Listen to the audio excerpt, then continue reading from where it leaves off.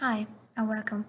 In this video we're going to see how we can update some packages in Rstudio. So first we need to check what packages are outdated. And for this we write the code old packages. We don't need to write anything else and we just hit run.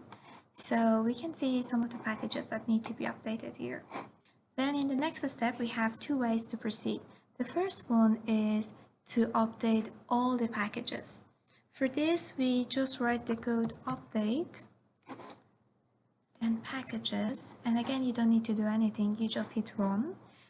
And the second option is to update a specific package. So sometimes you just really don't need to update all the packages, so we just write install packages. And be careful with installed packages because this one shows all the packages are currently installed in your directory.